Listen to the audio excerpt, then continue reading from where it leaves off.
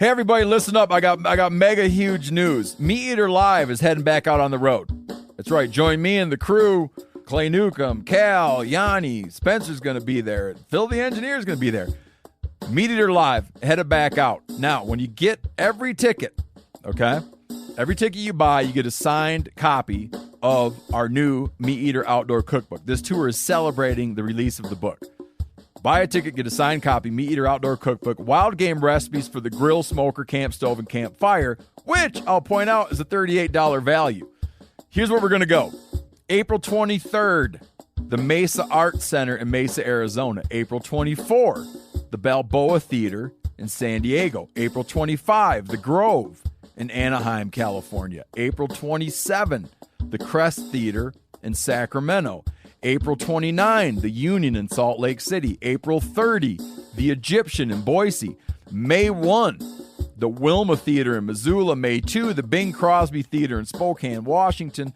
May 4, Revolution Hall in Portland, Oregon. And May 5, the last day of the tour, Pantages Theater in Tacoma, Washington. For tickets and more information, visit the events page at themeateater.com. Hope to see you at the show.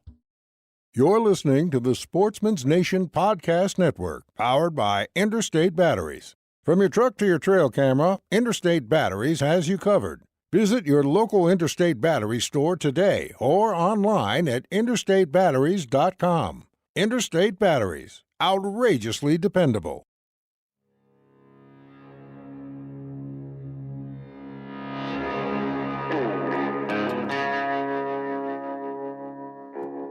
My name is Clay Newcomb, and I'm the host of the Bear Hunting Magazine podcast. I'll also be your host into the world of hunting the icon of North American wilderness, the bear. We'll talk about tactics, gear, conservation, but we'll also bring you into some of the wildest country on the planet chasing bear. Thanks for listening to the Bear Hunting Magazine podcast. On this episode, I'm actually in the blind hunting on the fourth day of a 6-day hunt, and my father-in-law, Steve Schultz, is with me. Steve killed a deer on the first day, and he shares about his decision to shoot that deer and also his regret that he had taken the buck so early in the hunt. And we talk about what he learned from this and how to judge big Canadian whitetails. We're the Bear Hunting Magazine podcast, but man, everybody that's hunting bear, including me, we're hunting all kind of other critters. And before I was a bear hunter, I was a whitetail hunter. I love whitetail hunting, and we know that most of you do as well. And so we're going to be bringing you some whitetail content throughout this fall. Hey, check out the podcast before this, which was our recording of Tom Ainsworth, the outfitter, super neat guy, 70 years old. And then the next podcast, which will be released in a few days, I'll talk about the end of my hunt and what happened with me. Welcome to the Bear Hunting Magazine podcast. It is November the 1st, and we are in Manitoba. We're in not really central Manitoba. We're about a third of the way up in western Manitoba, about 40 miles from the Saskatchewan border. And as we know it, about 60 miles from where Milo Hansen killed the world record typical whitetail in 1994. We're sitting in a blind right now. It's 2 o'clock in the afternoon. We're in what Tom calls the shack. We're in kind of a building, and we're sitting on the edge of a cut soybean field, and we're hunting. So we're going to bring this podcast to you throughout this hunt. And we're going to talk about a few specific things, but we're also going to try to we're going to set the context, and we're going to just talk about how we're hunting up here and what we're doing. But it is, first of all, let me just say I've got my father-in-law, Steve Schultz, in the blind with me right now. And he's filming for me. He's also letting me borrow his muzzleloader. And I'm going to talk a little bit about why I'm shooting that muzzleloader. But to begin with, let me set the context for why we're hunting here. This is the fourth day of a 6-day hunt. And Steve killed a deer, and he's going to talk about that. James Lawrence, our other buddy that's here, killed a deer on the second day. And James killed his buck on the field that we're sitting in right now. This field is a cut soybean field that was they insured the crop, and they made an insurance claim on these soybeans because of elk. So up here in Manitoba, they've got elk, moose, whitetail, and they've got all kind of critters. The elk destroyed the soybeans in this field. I don't know how big this field is. Steve, how big is this field? Oh, this thing probably is somewhere in the neighborhood of, I would say, close to 50 acres. I mean, it's big. Yeah, it's big. It's 600 yards to the very edge. The furthest place we can see is 600 yards, and then we've got a 330-yard shot one direction. It's big. And so because they made an insurance claim on this field, they harvested it at a time when the combine came through. The beans shattered, as they say. And so there's a ton of beans on the ground right now in this field. And the deer are hitting it pretty hard. James Lawrence sat in here the other night, and he didn't see, 40 deer in this field. It's more like he probably saw less than 10, but he saw 2 mature bucks, and he took one of them. And old James, he says he didn't even look at the other one. The one gave him a shot, and he was like, "That's the one I want." So he didn't even look at the other one. Amazing. So, no, and he didn't have much time to make a decision, and this deer popped out, and he was like, "That's the one I want to take home." And so he shot it. And so there's a mystery buck over here. We don't know how big it is. So we're hoping that it's a shooter deer. So we are here in the blind, and right now it's half rain, half snow. We've got a weather change that's coming on, and there's projected to be between 1 and 3 inches of snow tonight. It's been warm. First day we got here, how warm was it, Steve? Do you remember? It was probably 40, 41, I think, something like that. It may have even been in the high 40s, but that first day, because remember I hunted in like a single layer. I was wearing my First Light. What was it? Chama something. Yeah, and your swimming trunks were on. Yeah.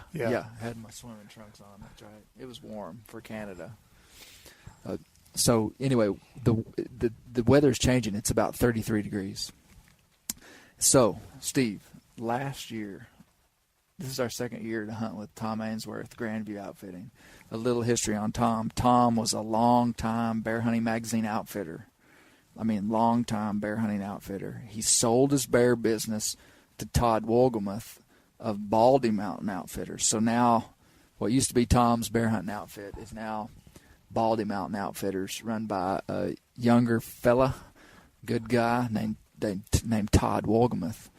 But Tom kept his deer tags. So Tom's an outfitter.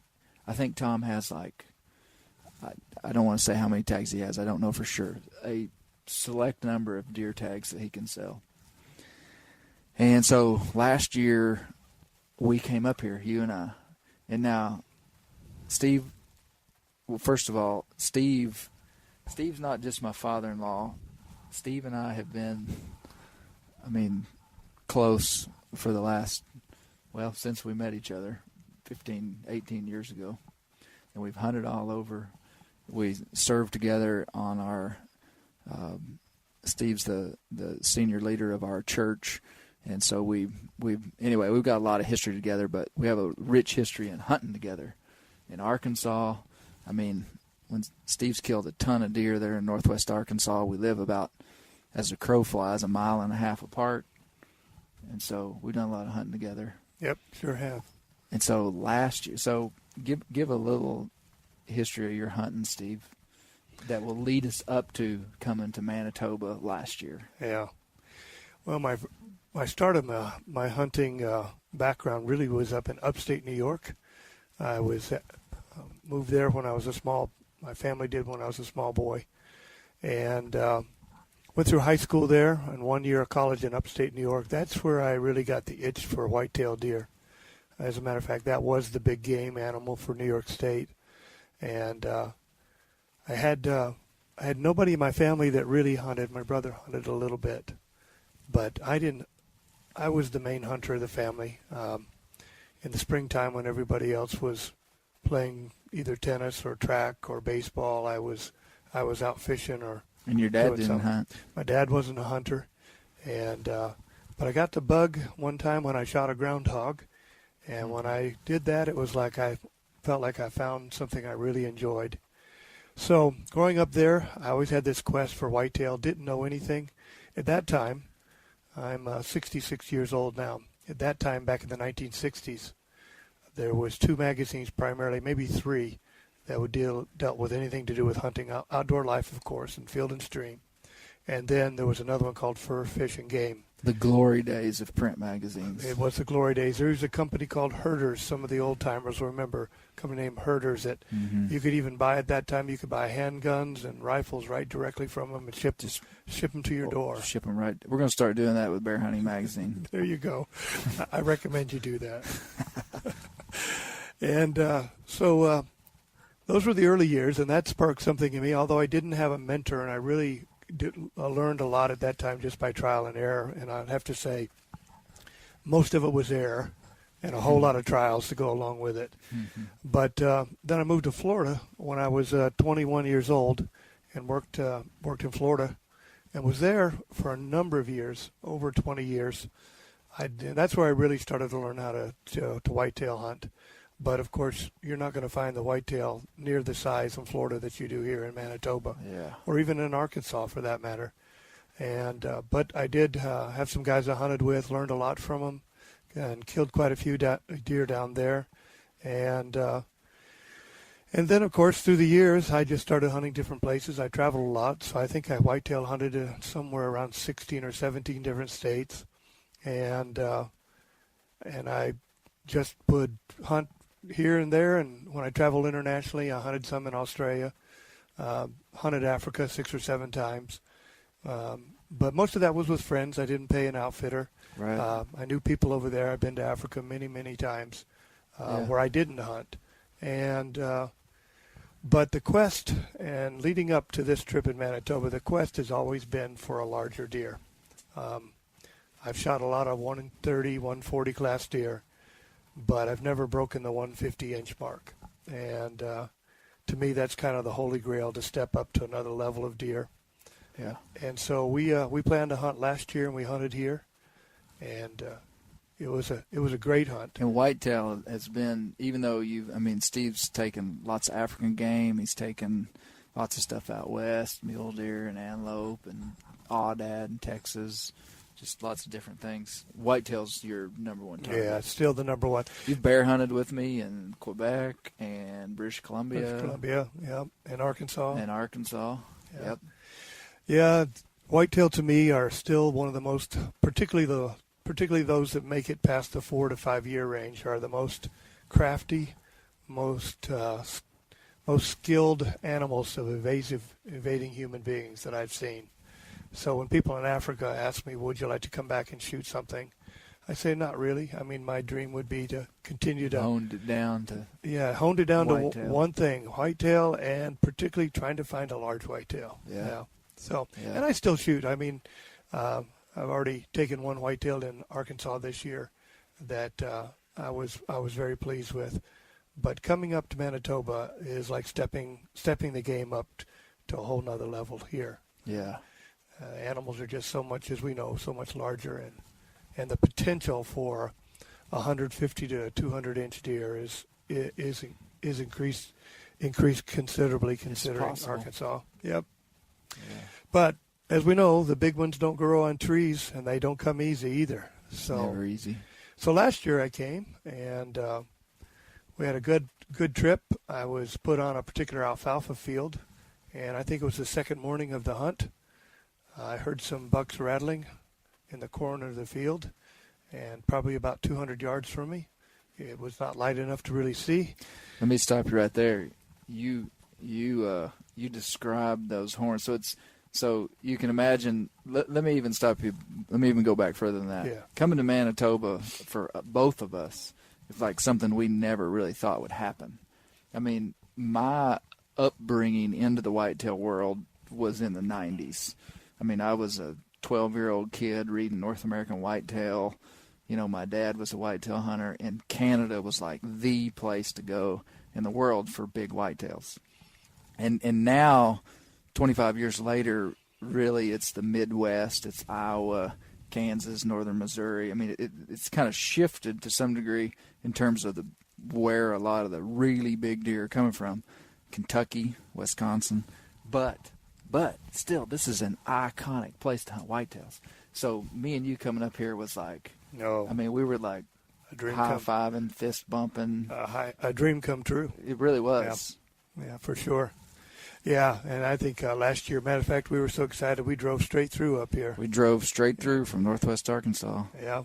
And so that brings us to what the story you were about to tell about the second day in the blind, sitting over this alfalfa field, and you described to me, it was in the dark, so you're waiting for it to get light, and you hear just like horns crashing. That was different. It was different. I mean, I'm used to having, hearing bucks rattling in the woods, and you're normally talking 100, probably 130, 140 inch bucks, where the sound is more of like a clack, clack, clack. But I could hear these deer. I couldn't see them yet, but I could hear them, and it sounded like someone taking 2x4s and bumping them together. It was more of a deeper resonance in the horn. Yeah. And I realized it was something with some different. volume, circumference. Yes, thud. It's more like a boing, rather than a clack, clack, clack. Well, that perked my interest until the sun came up, and I was able to, before they walked off the field and went over a hill, I was able to get a glimpse at both of them. And one was a big, on the eastern count, he was a big 8-pointer. And on the other one, he was a 10-pointer. This is the Eastern Count. On Bear Hunting Magazine podcast, we go with Eastern Count. East. Okay, yeah, let's go he east. wasn't a 4-point. He was an 8-point. He was an 8, and the other one was a 10. And the 10 had rich, dark brown chocolate horns. Oh, just something you dream about. And the 8 was no slouch because he was wider than the 10. But the 10 had mass. He had good tine length. He had good beam length on his main beams, and I watched him for a little while before they got out of range. I was using a muzzle loader, but I probably had a maximum of 200-yard range I felt comfortable with at that time with that particular rifle. So I didn't have a shot early in the morning. And they were about 200 yards away. They were about 200 and moving away from me. 180. When I really got a good look at the horns. Yeah. So anyway, sat there for another hour, and what happened was the big 10-pointer decided to come back the same way he went on the field. And I saw him coming back, and I ranged and came up with 188 yards and put the crosshairs, got the gun out, got the gun situated correctly, and I knew where I was going to aim, and had the rifle sighted in for 200, as a matter of fact. And so he stopped. He was 888 yards broadside. And I thought, I'm going to fulfill the dream of a lifetime. This is it. This is it. This is the moment you've been waiting 40-something years for. And took the safety off, squeezed that trigger, and all I heard was the primer go off. Pop. That's all I heard. And of course, my mind was expecting a boom. Right. I was expecting, some recoil. And for a second there, my mind was like frozen as to what in the world happened here. Yeah. And so, so I was, to say I was disappointed would be an understatement, because there was no way to reload the gun. I mean, it just wasn't going to happen. It pushed your bullet like 6 or 8 inches down the barrel. That's correct. It moved my bullet down the barrel. You couldn't get the bullet out then. Couldn't get the barrel. Couldn't put more powder in. Couldn't put more powder in. I mean, I was stuck, only to watch that buck saunter off the field as if I was never there. Let's just take a moment of silence right now on the podcast. Okay, that's good. All right. This is like an iconic story between Steve and I. We don't tell it unless reverent ears listen. Yeah, and absolutely. there's a hush on the crowd. I have a feeling we're bringing a few tears to people's eyes, don't you? The people are crying right now. Yeah, they probably because they experienced the same thing at one time or another. Yeah. But the issue with the rifle was the fact that the night before the weather had turned cold, and I had my rifle loaded. I took the primer out and I put the rifle in the truck, and apparently there was enough heat in the truck that created moisture inside the chamber.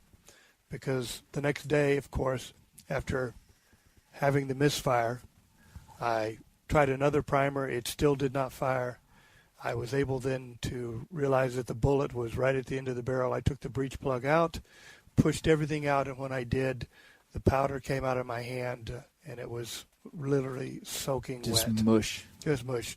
And I'm not shooting black powder. I'm actually shooting smokeless powder, muzzleloader. And so I'm shooting IMR 4198, and it just came out wet, so I knew what the problem was. So I vowed, I hunted for 4 more days last year. Saw one other buck, but just could not get a shot on him when I was squeezing the trigger. He went behind a pine tree, and he never came back out. And for I a saw shot. your buck. I was not with you when the gun misfired. The next morning, I had already killed a deer, and so the next morning I went scouting for Steve, sitting in a blind on the other side of the field, and I had the buck that Steve was shooting at and the 8-point walk within 100 yards of me. And they were all he said they were. I mean, 150-inch plus 10-point, just what we were after. Yeah, big, huge body, big, huge neck on him. And, of course, that added insult to injury was because Clay had taken the video camera that morning, and he was actually able to record some footage of that buck for me. Yeah. And it seemed like it was going to be easy after that. I mean, it's just a matter of time. We'll get back on him. Yeah, and he just disappeared. I sat there a number more nights and mornings, and we never did see him reappear. And so last year I went home with an unfilled tag based on that, and that leads us up to this hunt this year. Yeah. And of course, Clay took a very nice buck with his bow last year here, and that spurred me even more, and I decided to come back with Clay again for a second time with high hopes, tremendously high hopes, that I might even see that same buck again, but this year he'd even be bigger. But yeah. Anyway, that led us to coming here. Let me talk about what the caliber of deer that we're hunting here.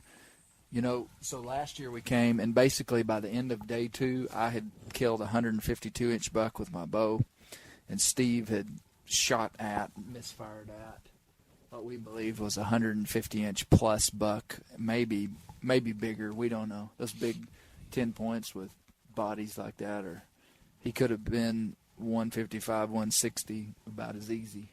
So we were like, wow, this is the place. This place has got some big deer.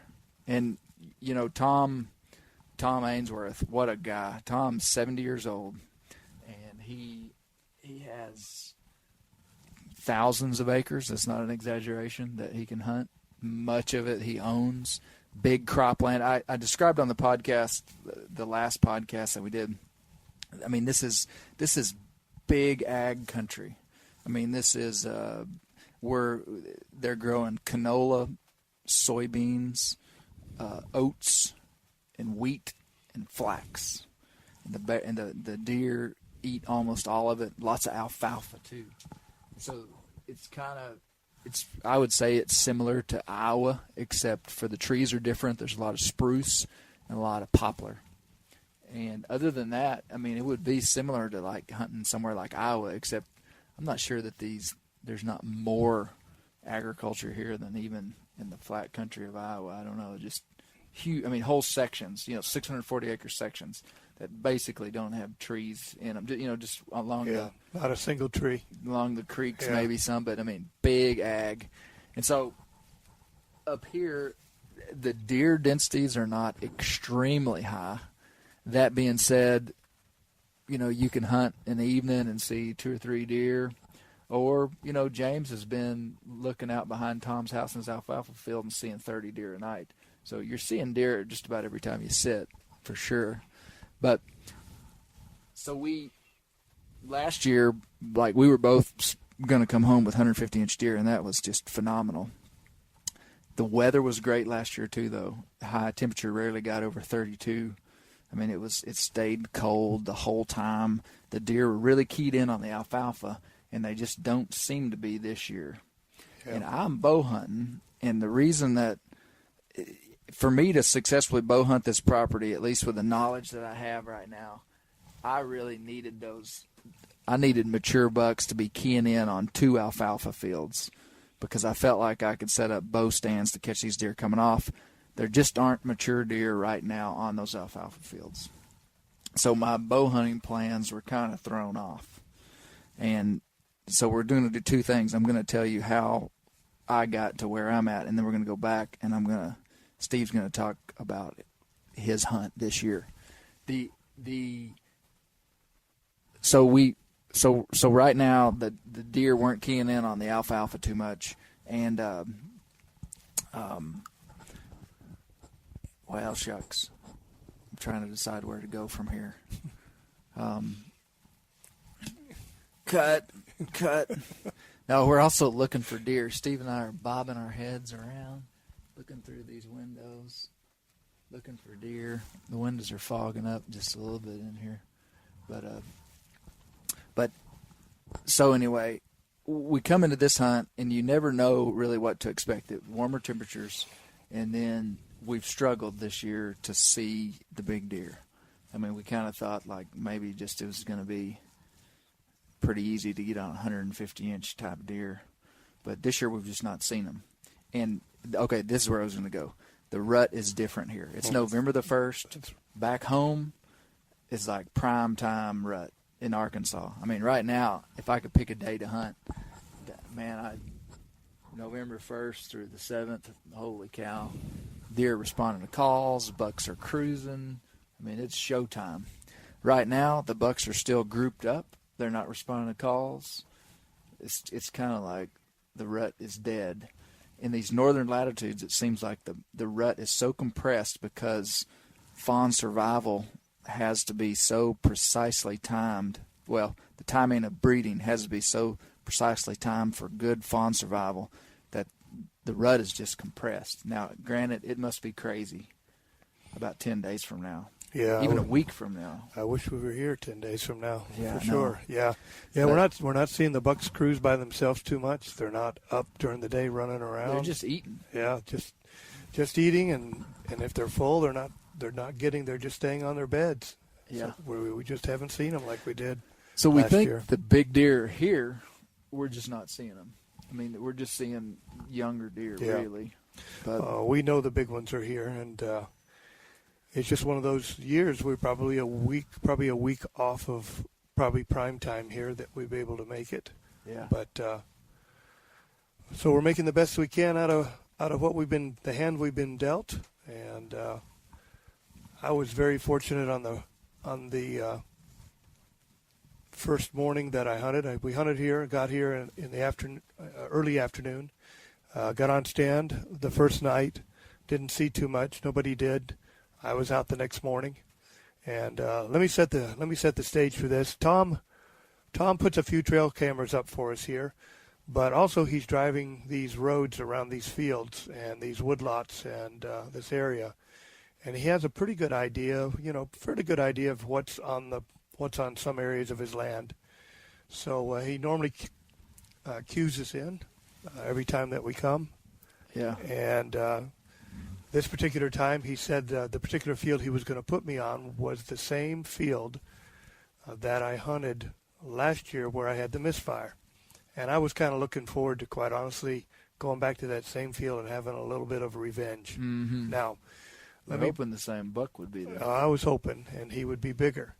Now, let me say this, that between last year and this year, one of the things I decided to do because of the misfire was I decided to have my Savage bolt-action muzzleloader, which Savage no longer makes. I decided to have it rebarreled for a little bit longer range and to have it restocked. I wanted to be able to reach out to 350, 400 yards if I wanted to with a muzzle loader. And so I came prepared this year. You were prepared, man. I scraped and saved and put the money together and sent the rifle away and sent it up to a guy named Luke and Arrowhead Sporting Goods up in Iowa. He builds a long-range muzzle loader, does an excellent job on it with a muzzle brake. And so I came for revenge. So I'm sitting in the same spot, and that's when this year I didn't see a deer come out and go over the hill this time. He just came over the hill, and he was walking almost the identical path that the deer had walked the year before. Now, the thing about these deer, Clay, as you know, first of all, Tom had already told us that there was a bus driver with a bus route saying that they had been seeing a big buck. Right there. And so it sounded like, well, he's maybe pretty patterned. As we know, the school bus is going every morning, 5 days a week. So over the hill comes this buck, and I'm probably 15 minutes after legal shooting light. I can make out horns. I could see him pretty good. And he's coming, and he's walking steady. So I immediately get the binoculars on him, and I determine, well, he looks like a 5x5 from what I could tell. But I can only see one side of him because he's on my far left-hand side, and he's walking facing further to my left, walking like from the front of me to the back of me. Yeah. And so I was looking at him, and what happened was when he finally got where I could see him well enough that I thought, well, he could be a shooter. I had about 4 seconds to make the decision because I couldn't get him to stop. And I'm sure a lot of guys have had that happen where you mack, mack, and they just keep walking. And the bucks here are not in rut. So he really wasn't interested in a doe bleat or anything. So I tried a couple times. He kept walking. And I realized I'm about to run out of real estate because he's about to walk off the field. And now here's the challenge. I was trying to make a split-second decision on what appeared to be a 5x5.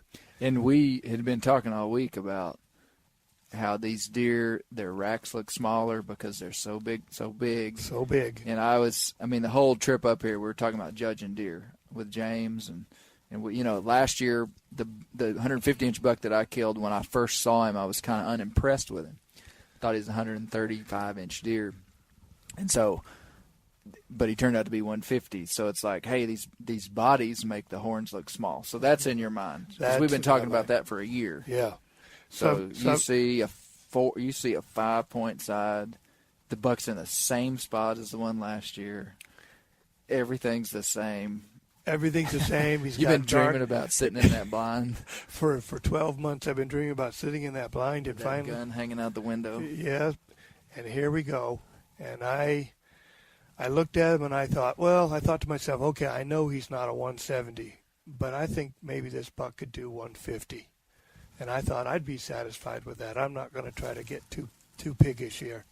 And so I went ahead and I had 2 seconds to make that decision. I'm thinking in my mind, one of the things that Tom's wife said the night before is don't shoot don't pass up anything on the first day you would shoot the last day. And, that's been said a lot. And I thought, well, if this is the last day, I definitely would shoot this deer. So I went ahead and shot, and I heard the bullet. I even saw the bullet hit him. He was 200 yards away. And broadside, but walking slowly, shot. And then, of course, later when we went to recover him, he only went about 20, 25 yards. And we went to recover him. And the infamous ground shrinkage took over, which is something I've been familiar with for many years. And you're always hoping or imagining something is bigger than what you actually think it is. Ground swell. We were hoping for a ground swell. Yeah, exactly. But all we got was ground shrinkage. Yeah. So, I mean, but at the same time, of course, it's enjoyable being up here. And, I mean, and you know, this is hunting. Nothing is an exact science. Animals will always behave differently than you think they will. You're dealing with a whole set of factors that are uncontrollable. And for me, this trip, it was like I was determined I was going to wait until the right buck. But being in that same location with a 5-pointer, dark horned, it just looked like it was a replay of the year before. Yeah. Until I actually found the deer. And then I realized he was a 5x4. Yeah. You know, wasn't a 5x5. I couldn't see the other side real well. Actually, he's if you were to take that that rack, Yeah. put some steroids on it, and let it swell up a little bit, it'd be a very nice rack. Yeah, Don't you he think, had Rick? all the stuff, didn't he? He just was a younger deer, you know. I'm thinking But about, they're big, though. Yeah. I mean, even this deer, yeah, we weighed James Lawrence's deer, and it weighed 250 pounds. And, I mean, your deer was just a notch smaller than that in body size. So this was probably a 225-pound deer. yeah, he's a big-bodied deer for sure. Yeah. And that's another thing that kind of messed me up is I'm thinking, well, big deer, the racks look a little smaller. Yeah. So, you know, what I hated for you is that it happened on the first day. You know? yeah, That's yeah. because Steve's been just hanging out at camp while we're hunting, and I know how much he's been looking forward to this hunt. So that's the part that kind of stinks, is that he filled his tag early, and so he hadn't got to hunt. He's hunting with me today, but Yeah, that's why they call it hunting, not shooting. yeah. So I'm glad to be here. So the quest continues, though. The quest will The only continue. good thing about this is you don't get to quit now. Yeah. Everybody's always like, if I true. killed a deer like that, I'd quit. Man, if I killed a deer like that, quote, air quotes, unquote, I think it would just make you want to go more. I probably would, me too, but you know, you always think, you know, get the big one and you're done. Particularly the older in life you get, you're like, you know, how many more years can I keep doing this? I've done it for so many years, but Yeah. but you enjoy doing it. So I think even if you shot a big one, it's something you really thoroughly enjoy. You just keep doing it. But Well, it's just fun to be here. I mean, for where we're at in Arkansas, coming up here is like hunting a different planet. yeah, Flat Yeah. country, farm country. I mean, we're in the Ozark Mountains. We can't see more than 50 yards in any direction unless we're sitting on the edge of a field, a man-made field.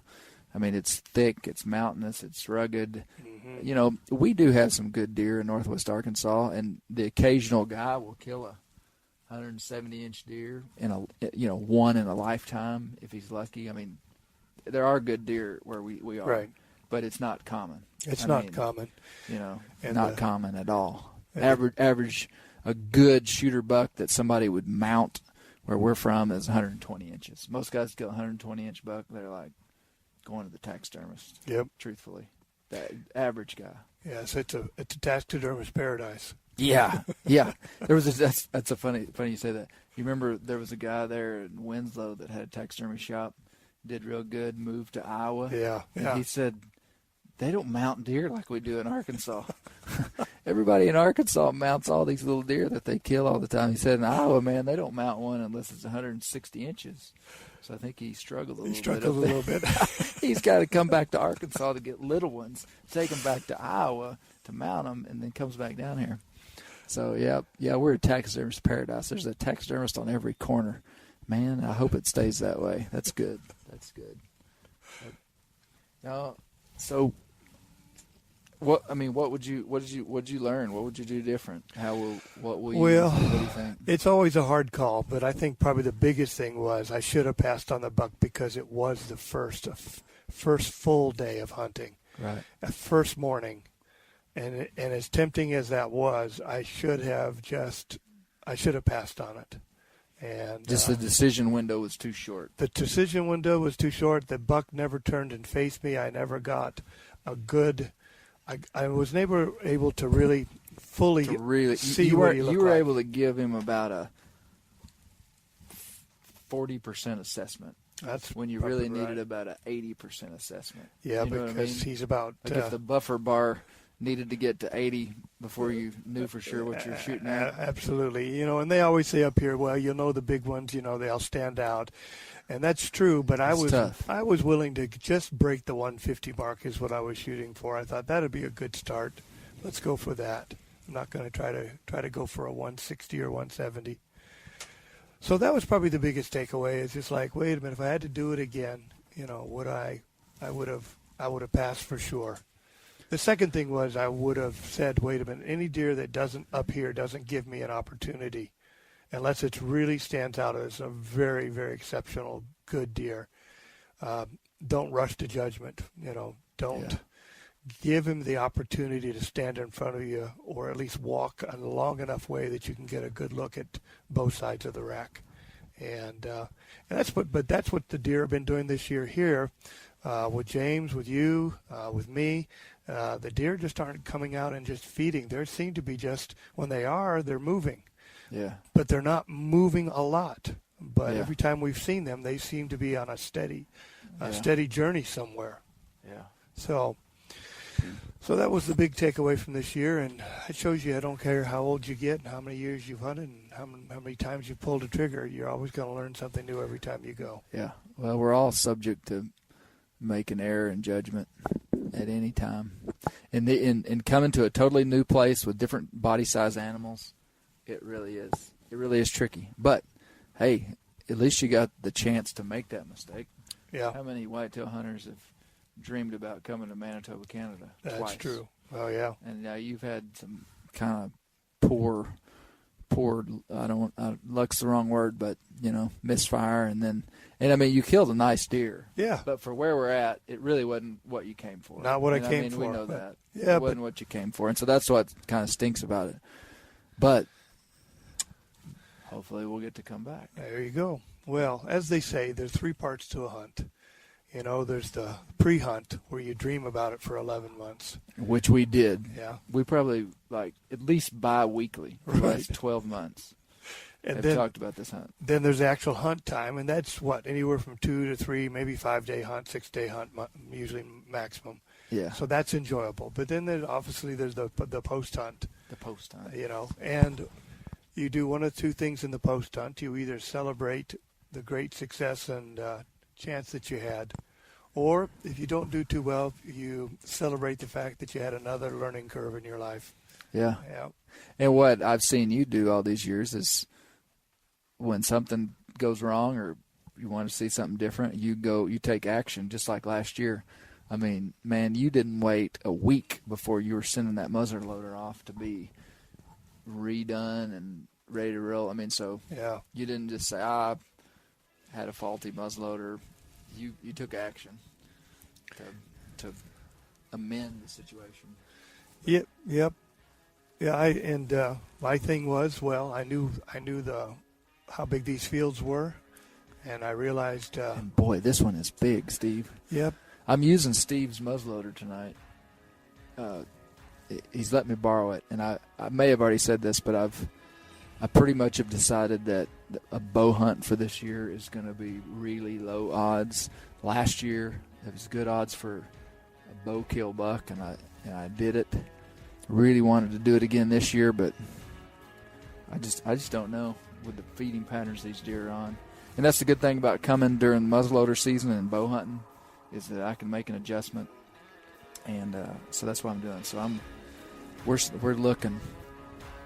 Wow, we can see 600 yards across this field. We've yet to see a deer. This whole podcast, we're talking in loud voices, normal voices, because we're sitting in a shooting blind, and it's raining. The snow kind of quit. Yeah, the snow quit. It's all rain now. It's just rain, and so there's a little bit of noise with the rain. And these deer, when they come out, are going to be long ways from us. On this hunt, the evening came to a close. We saw 7 or 8 deer, never saw a shooter. Stay tuned for the next podcast where I talk about my successful hunt from that very blind. Well, not the blind. I got out of the blind. From that very field 2 days later.